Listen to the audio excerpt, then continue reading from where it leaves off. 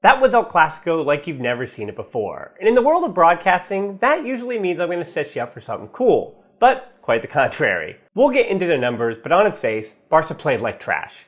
And Madrid, fortunately for Barcelona, were somehow even worse. If you're here for an unexpected Barcelona result, what went right, what could have gone wrong, and what went very wrong for Real Madrid, then you've come to the right place. Because here are the 5 headlines for Barcelona's 1-0 win over Real Madrid in the Copa del Rey first leg. 1 is victory over visuals. If there is any notion that what you just watched was any bit enjoyable, then you must be someone who loves punishment. But as is usually the case, I find this match to be quite challenging to judge based on the expectations over the final result. I was pretty clear heading into this match what I expected to see. I thought it was going to be pretty rough, of course, but without Lewandowski, Dembélé, and Pedri, Barcelona should have been the worst team. And they were, that's true.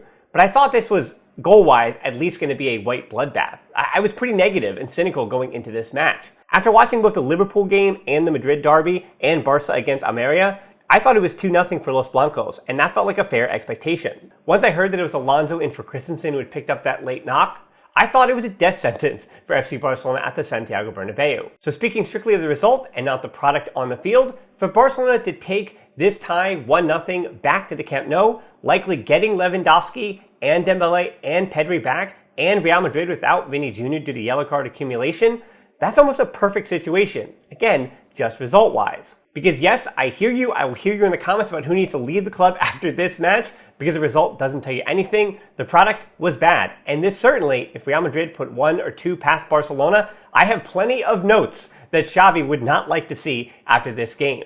What we just watched was a dumpster fire, yes. But taking into account the financial situation at the club, the lack of depth that we've been complaining about in recent weeks, and the state of Xavi's project having crashed out of Europe again, this result and getting trophies is what this season all has to be about.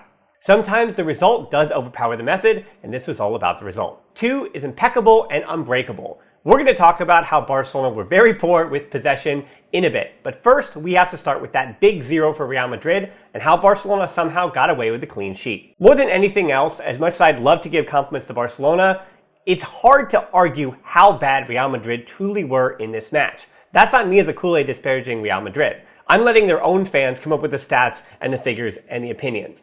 For Real Madrid, this is the first time that they failed to get a shot on goal at the Santiago Bernabeu since they started recording that statistic.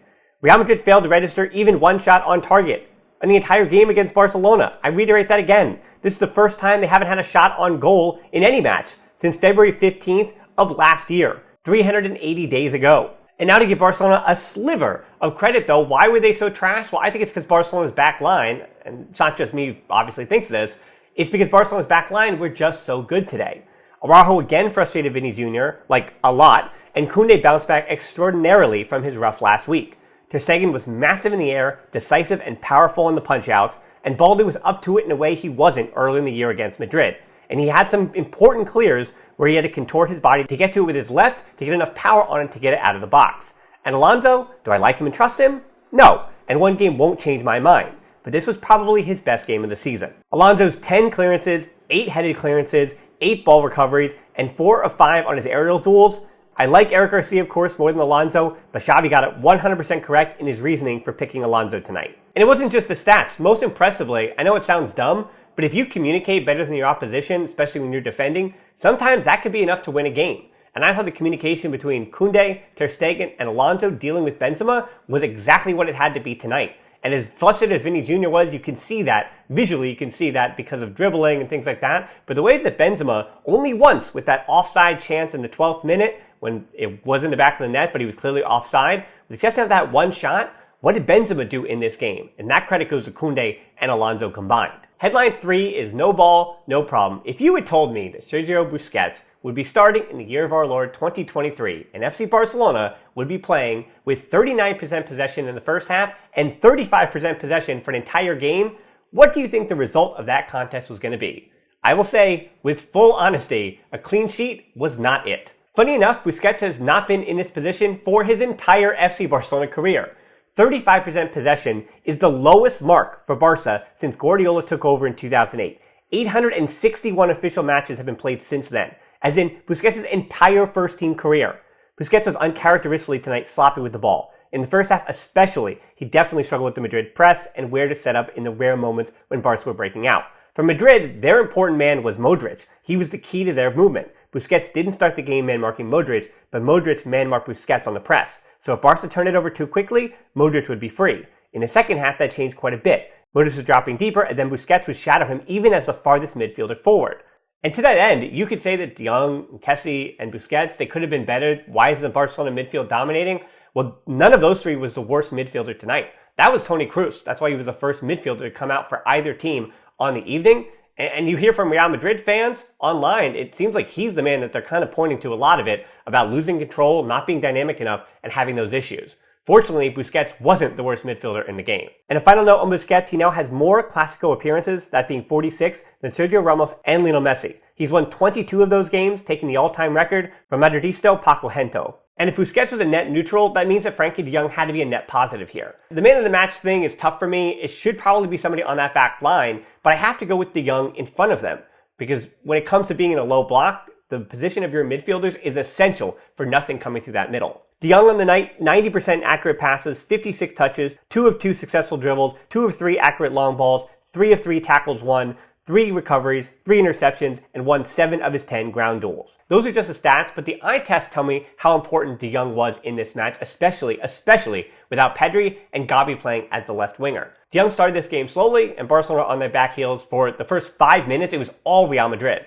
But once De Jong seemed to get his footing a little bit, found the game, yes, of course, Barcelona never really had the ball, seemed like they had a lot of cohesion, and there was some kind of semblance of a game plan to relieve some of the pressure. And a lot of that responsibility fell on De Jong, whose teammates were not really giving him good balls to work with. He worked hard enough, found his way in, contorted his body to get inside positioning, and he was fouled a ton of times that kept possession for Barcelona, which again, that doesn't really count because the clock has stopped, but those little moments that Barcelona were able to take a breath were so valuable, and De Jong, I think, was the player who earned a lot of those opportunities for Barca. 4 is personality prevailed. I feel like a Clásico is so usually decided by the big names, right? The Benzemas, of course, the Messis over the years, and those important figures in this match.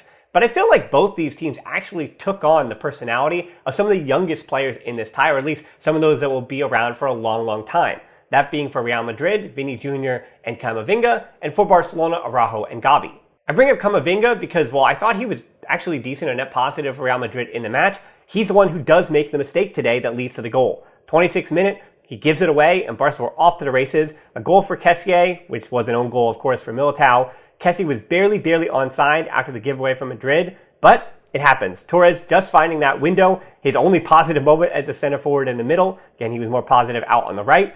Militao, Nacho, both of them getting to it. Whoever wanted to actually claim it, it's an own goal. And that's good on Kessie for being direct as well. Rafinha being offside didn't affect the match. And that's kind of where I say about Camavinga, that unlike Balde, Camavinga wasn't up to that particular moment, and Real Madrid paid. On the same side of the field was Gavi, who was in a more traditional 4-3-3 setup, more than that 3-2-5 that we do see with Barcelona in possession. Obviously didn't have any of that today. And Gavi did have to play as a more traditional left winger instead of that inside forward that would drop in. But fortunately for Barcelona, Gavi didn't get lost on the left wing. He still found ways to be Gavi. He got fouled, and he did plenty of fouling himself. And it was a little bit funny, of course. He doesn't get the yellow that he deserved in that first half against Militao. Instead, he earns it for saying some, I'm guessing, pretty nasty words to Vini Jr. on a corner to start the second. And speaking of Vini Jr., as I kind of said in that first headline, this game was all about, I think should be defined by Vini Jr. against Araujo, because that slim margin of who's better in that matchup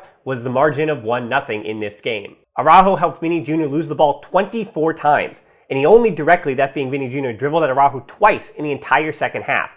As much as Coolidge liked to gloat that it was Vini Jr. getting afraid of Araujo not wanting to do that, it was clearly a tactical change to having Vini Jr. trying to be more inside. Ancelotti clearly changed that up for the second half, and so that's why that huge block that Araujo had on Vini Jr.'s shot to start the second half was vital in setting the tempo as to how that next 45 minutes was going to go. And going back to the little things, that communication, the way that Araujo would either hand off Vini Jr. to Busquets or De Jong in a spot where he didn't really have the space to dribble in the middle, or he would follow himself, that tremendous communication, again, was a huge reason why Barcelona found a way in this match.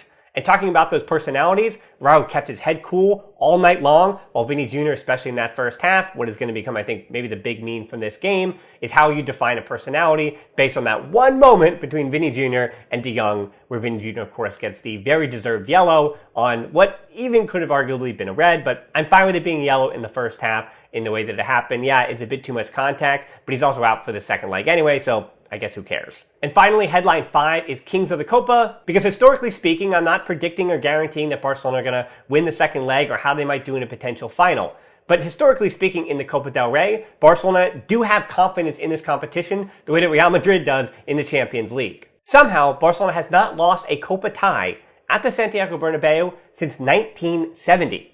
And just doing my math here, Barcelona were really bad at other times in their history, but fortunately I think for them, or fortunately for Real Madrid, they didn't really meet up in the Copa del Rey that many times at Santiago Bernabeu, at least when Barcelona were poor, and the times when they did meet up, Barcelona were on the top of their game. And more impressively, Real Madrid hadn't lost at home in 11 months. So Barcelona to go into the house that Messi built and get a result, that's huge too. But as I said, it's that confidence that Barca seems to have in the Copa del Rey that they need to find a way to bleed over to other competitions. They have 12 more Copa del Reys than Madrid. They have more than anybody else in Spain in the competition.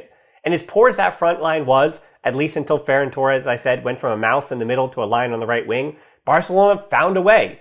Tirelessly, they found a way.